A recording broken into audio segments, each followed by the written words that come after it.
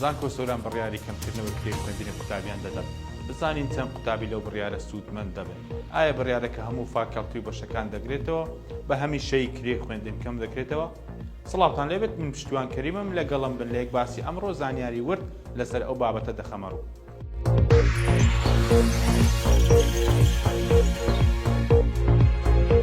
بە بڕیاری سەرۆکی حکوومەت چەندین ساڵێکە بە لەبەر چاوگرتنی بارودۆخی دارایی هاوڵاتیانی هەرێمی کوردستان، وەزارەتی خوێندنی باڵا و توێژینەوە زانستی کرێی خوێندنی لە زانکۆ پەیمانگە حکوومیەکانی هەرێمی کوردستان بە ڕێژەی ١45 لە گشت قۆناغەکانی خوێندنی بەرایی و خوێندنی باڵا و پاراڵێل و ئێوارە و هەروەها کرێی خوێندنی زانکۆ پەیمانگە تایبەتەکان بەپێی ئەنجامەکانی ڕێزبەندی نیشتیمانی بە ڕێژەی ١١ بۆ ١20 بۆ سەرجەم قۆناغەکانی خوێندن کەم کردەوە.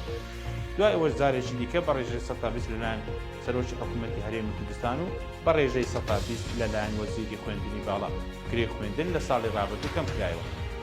لەم بارەوە دکتۆر ڕزگار یاریدەدەری سەرۆکی زانکۆ سۆران بە کاروباری قوتابیان بەزاری کرمانجی ڕاگەیاند بە لەبەر چاوگرتنی بارودۆخی ئابووری هاوڵاتیانی هەرێمی کوردستان ئەنجومەنی زانکۆ بڕیاریدا بە کەمکردنەوە کرێی خوێندن بۆ ساڵی خوێندنی 2024-2025. ئەو کەمکردنەوەیە سەرجەم قوتابیانی خوێندنی باڵا دەگرێتەوە بەگشت فاکەڵتی بەشەکانیانەوە.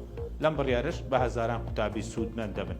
لەوانە 836 قوتابی پاراڵێل، 1290 قوتابی ئێواران و 115 دبلۆمی باڵا و هاوکات 150 قوتابی ماستەر و 51 قوتابی دکتۆرا.